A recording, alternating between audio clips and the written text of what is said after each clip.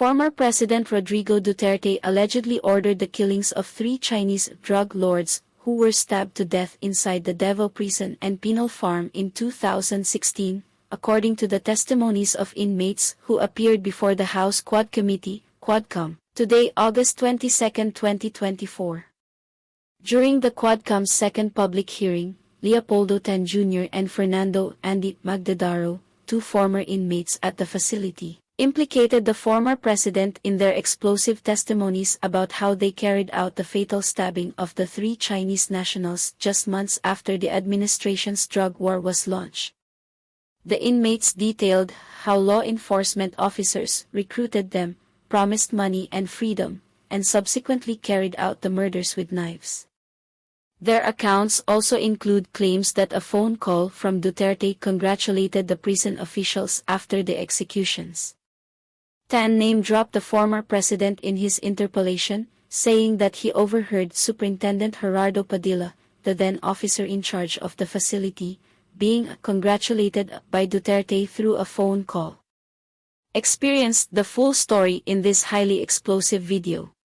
Ako po si Fernando Magdalero, 56 taong gulang, Pilipino, citizen, resident ng Davao City, kasalukuyang nakakulong sa Service Support Company Philippines Military Academy, Baguio City po. Matapos po makapagpanumpa ng ayon sa batas ay malaya at kusang loob na papahayag ng mga sumusunod.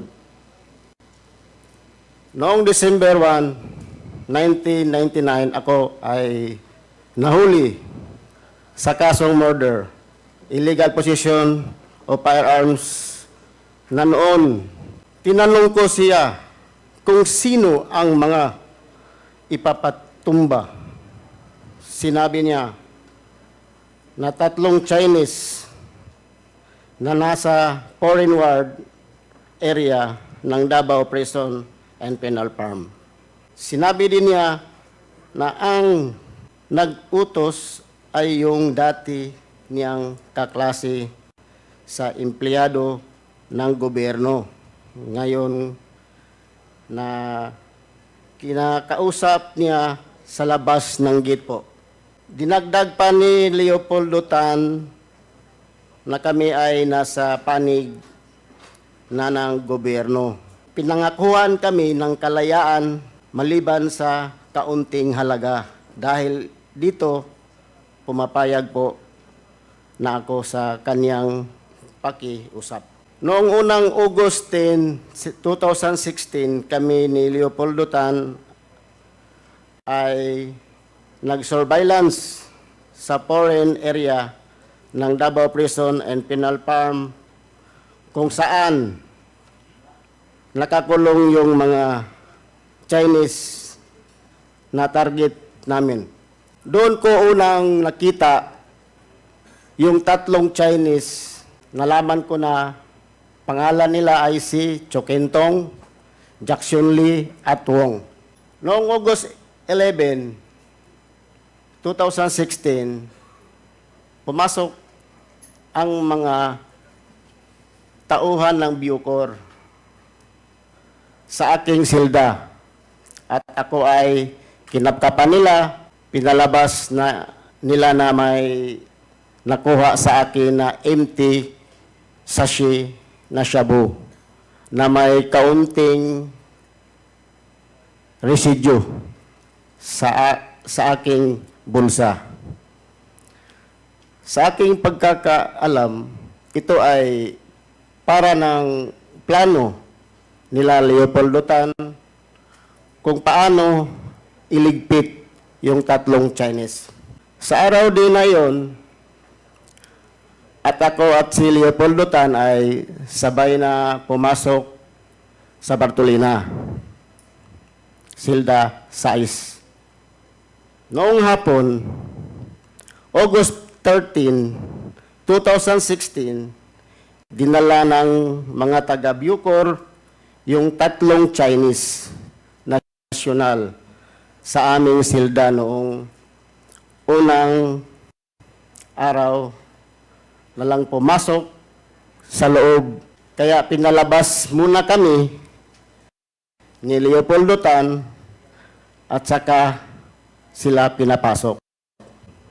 August 13, ulitin ko, dinala ng mga taga-Biocor, yung 3 Chinese national sa aming silda noong unang araw, ilang pumasok sa loob. Kaya pinalabas muna kami ni Leopoldo Tan, saka sila pinapasok ulit. Mga 8 a.m. ng gabi, ng araw na yon, pinagsasaksak na namin ni Leopoldo Tan yung 3 Chinese at ginamitan ko ng kuna ng panaksak. At yung ibinigay ni Leo Pingkian na 29 balisong. Samantalang si Leopoldo Tan naman ay gumamit ng pagsaksak. Si Leo Pingkian ay isa rin sa mga bilanggo. Ngunit sa mga panahon na yun, siya ay ang mayor ng Bartolina, Davao Prison and Penal Farm. Ayon sa amin, pinagkasunduan, sabay naming na ipinagsasaksak yung 3 Chinese, Chokintong at Wong, para hindi sila makalaban. Habang sinaksak ko si Chokintong at Jackson Lee, na agad ko namang pinalingan yung saksak, yung tumumba na si Chokintong. Pagkatapos ng insidente ng pagpatay sa 3 Chinese drug lord, nilabas namin sa silda ang kamay namin sa presohan. Kami ni Sir Poro, pinalabas kami para dalhin sa IS Investigation Section. Kami ni Leopoldo Tan ay kinasuhan ng homicide dahil sa pagpatay sa 3 Chinese na agad aming inamin para matapos na yung kaso dahil sa aming pag-amin noong 2019, kami ay nasintensyahan ng 3 counts at 3 years, 6 months, and 1 day. Pagkatapos ay 2 araw ng incident, pagsaksak namin sa 3 Chinese drug lord, tinanong ako ni Leopoldo Tan kung kanino ibigay yung pera. Pinangako, sinabi ni Leopoldo Tan sa akin. Binigay. Sabi ko sa asawa kong si Linlin. Pag alam ko na naman na nakuha na yung 1 milyon noong dumalaw siya sa akin. Pagkatapos noon, hindi namin yung pinangakong paglaya naman, pero hanggang ngayon, kami pa rin ay nasa loob ng kulungan. Pinangako nila yon. Ibinigay ko itong salaysay na ito dahil sa galit ko sa kanila. Ginawa namin ang pinatrabaho nila, pero hindi tinupad ang kalayaan na pinangako nila sa amin. Ang lahat ng sinabi ko sa salaysay na ito ay po ang katotohanan lamang at walang sino man ang nagturo o nag-influensya, at alam ko rin na maaring gamitin laban pabor sa amin, sa akin.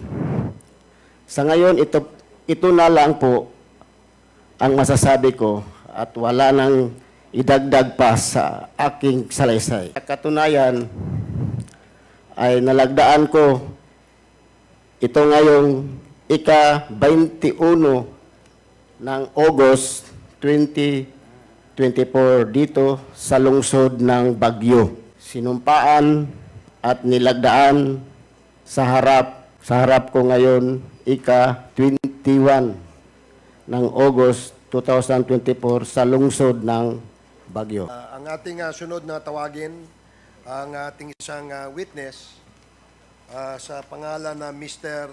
Leopoldo Tata Tan, alias Tata. Ako si Leopoldo Untalan Tan Jr. Nasa 54 na taong gulang, Pilipino at kasalukuyang kapiit sa Service Support Company, Philippine Military Academy. Matapos makapanumpa na ngayon sa batas ay malaya at kusang loob na nagsasaad ng mga sumusunod. Noong taong 2005, ako ay nahatulan at nakakulong sa Davao Prison Penal Farm dahil sa paglabag ng RA 9165. Noong mga bandang July 2016, habang sinisilbi ko ang aking sentensya sa maximum compound, dumalaw sa akin ang kaibigan ko na si SPO4 Arthur Narsulis.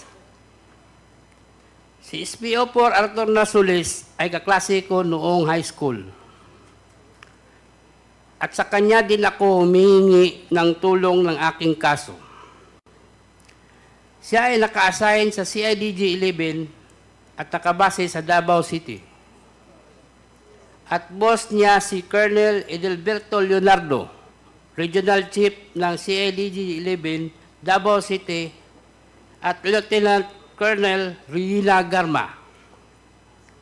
Noong araw din yun, nakiusap sa akin si SPO4 Arthur Narsulis at sinabi niya na may ipatatrabaho ako sa iyo at may basbas sa taas.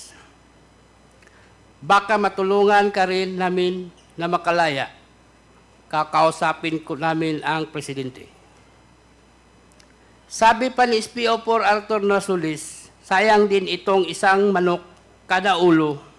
Sa aking pagkakaintindi at pagkakaalam, ang isang manok ay 1,000,000. Tinanggap ko ang alok ng SPO4 Arthur Narsulis na pera at pangakong makakalaya ako. Dahil naniniwala ako sa kapasidad at kakayahan ng boss niya na si Colonel Edelberto Leonardo na matutupad nila ang kanilang pangako dahil sa malakas sila sa taas. Tinanong ko kay SPO4 Arthur Narsulis kung sino ang mga tatrabahuin at pinakita niya ang isang kapirasong papel na naglalaman ng mga pangalan ni na Chukintong at Jackson Lee. At sinabi pa ni SPO4 Arthur Narsulis na 3 sila, ngunit yung isa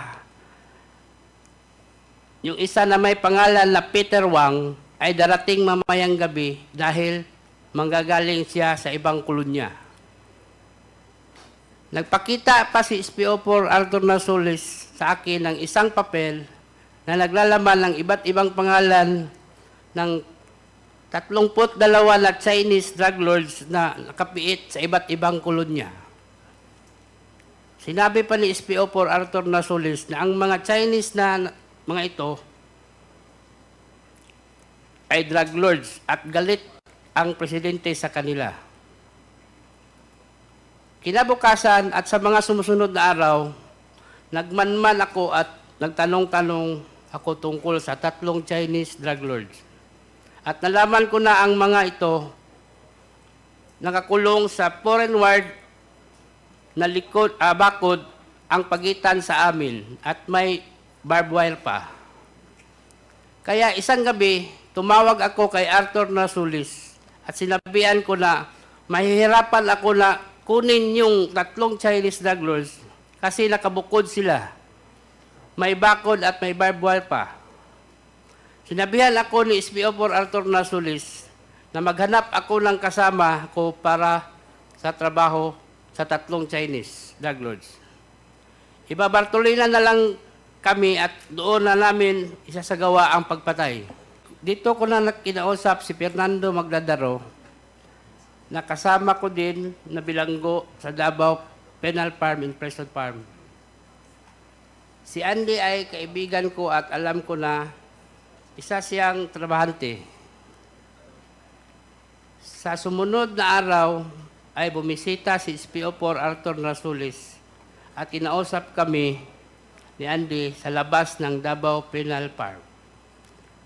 Dito binuksan ng gate officer ang control gate at nakita ko din sa gate si Superintendent Gerardo Padilla at tinapik pa ako. Noong papalabas kami ng gate, narinig ko yung isang empleyado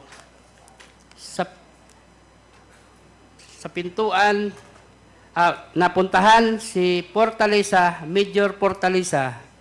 Sabihin nyo na may dalaw siya, ang classmate niya na si Garma. Ang Garma na tinutukoy ay si Lieutenant Colonel Ruina Garma na sa pagkaalam ko ay taga-CIDG. Kilala ko si Lieutenant Colonel Ruina Garma na karelasyon ni Art SPO4 Nasulis. Kinabukasan, nagkaroon ng search at pinalabas na may nakuhang sachet ng shabu sa aking bulsa. Dahil dito, ako ay dinala sa Bartolina, Silda 6, kung saan nakasama ko si Fernando Magladaro na nakuhanan din ng shabu sa bulsa. Sa loob ng Bartolina, lumapit si Jimmy Fortaleza at sinabihan ako ng, "Tol, trabahuin nyo yan. Hindi kayo pwedeng pumalpak." Habang nasa Bartolina kami, si Jimmy Fortaleza ang nagbibigay sa amin ng kanin, ulam, sigarilyo at coke. Pagkaraan ng 2 araw, dinala ng mga taga-Bucor yung 3 Chinese drug lords sa Bartolina, Silda 6. Ayaw nilang pumasok nung una dahil nakita kami sa loob ni Fernando Magdadaro. Dahil dito, nilipat mula kami sa Bartolina, Silda 4, saka pumasok ang 3 Chinese drug lords at pagkaraan ng ilang minuto, ay binalik din kami sa Bartolina, Silda 6. Noong August 13 ng gabi, pinagsasaksak na namin yung 3 Chinese drug lords. Ginamit ko ang korta at pagsaksak at si Fernando Magdadaro naman ay gumamit ng 29 balisong sa pagsaksak. Ang korta at 29 balisong na nagamit ng palaksak na binigay ni Leo Pinkian 1 araw bago yung insidente. Si Leo Pinkian ay mayor ng Bartolina. Napag-usapan namin ni Fernando Magdadaro na sabay naming sasaksakin yung 3 Chinese drug lords kaya't pinagsasasak niya si Chu Kintong habang pinagsaksak ko naman si Peter Wang. Pagkatapos sumunod na pinagsasaksak ni Fernando Magdadaro si Jackson Lee. Pagkatapos ng insidente ng pagpatay sa 3 Chinese drug lords, nilagyan ni Fernando Magdadaro ng malong yung rehas ng Bartolina, Silda 6, para hindi makita ang duguan ng katawan ng 3 Chinese drug lords. Pagkatapos ay dumating si Superintendent Gerardo Padilla sa Bartolina, Silda 6, at sinabi niya na, "Anong ginamit ninyo? Ihagis sa labas." At hinagis naman namin ang korta at ang balisong sa labas ng silda. Nilabas namin sa silda ang kamay namin at pinusasan kami ni Sir Puro. Pinalabas kami para dalhin sa IS investigation. Habang naglalakad kami papuntang investigation section, tumunog ang cellphone ni Superintendent Padilla. Nakita ko sa napilindot ni Superintendent Padilla ang kanyang cellphone. Nadinig ko na sinabi nung tumawag kay Superintendent Padilla, "Congrats, Superintendent Padilla. Job well done." Pero grabe yung ginawang dinuguan. Alam ko na ang kausap ni Superintendent Padilla ay si Presidente Duterte dahil pamilyar ko ang boses niya. Alam ko na ang kausap ni Superintendent Padilla ay si President Duterte dahil pamilyar ko ang boses niya. Pagkatapos ng tawag, sabi ni Superintendent Padilla sa mga kasamahan niya doon, tumawag si Presidente, nag-congrats sa akin. Dahil sa sinabing ito ni Superintendent Padilla, kaya lalo akong napaniwala na ang tumawag sa kanya ay si President Duterte. Pagkatapos kaming imbestigahan sa IS, kinausap kami ng hipi ng Bartolina na si Jerome Glassi. Pinapapili kami kung saan selda ang gusto namin at pinapalinis ni Superintendent Padilla. Pinili namin ang Bartolina selda 6 at doon kami naglagi ng 3 linggo. Pagkatapos ng 2 araw, dumalaw sa akin si SPO4 Arthur Narsulis at sinabihan kami na nandito na ang reward ninyo na tig-1 milyon. Saan ko ito ibibigay? At ang sagot ko, ibigay mo ang 1 milyon sa asawa ko. At ang sani naman ni Fernando Magdadaro, ibigay ang 1 milyon sa kanyang asawa.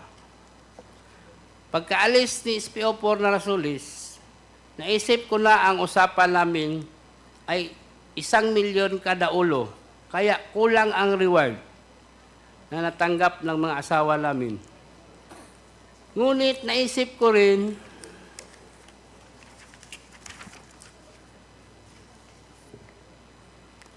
na isi-target lang naman at importante ay ang kalayaan namin. Noong sumunod na araw ay dumalaw ang asawa ko at ang asawa ni Fernando Magdadaro at kinumpirma nila na natanggap na nila ang tig-1 milyon. Palagi kong tinatawagan si SPO4 Arthur Narsulis tungkol sa aming paglaya at ang palagi niyang sinasabi, mag-antay-antay lang kayo, makakalaya din kayo. Sabihan namin ang presidente. Naghintay kami sa pangakong yun hanggang matapos ang administrasyon, hindi kami tinulungan na lumabas. Hanggang sa pinaamin nila ang kaso ng pagpatay sa 3 Chinese drug lord at kinasuhan kami ng homicide. Ngunit sa kalaunan namin para matapos na at tulungan kaming makalaya. Nakumbik kami sa pagpatay sa 3 Chinese drug lord. Ibinigay ko itong salaysay na ito dahil sa galit ko sa kanila.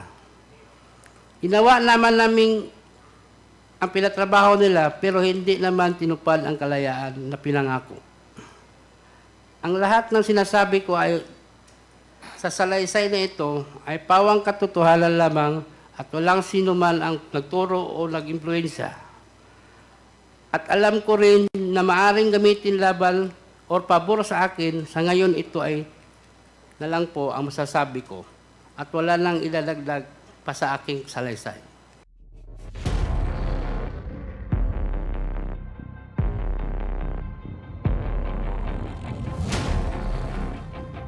Artlist.io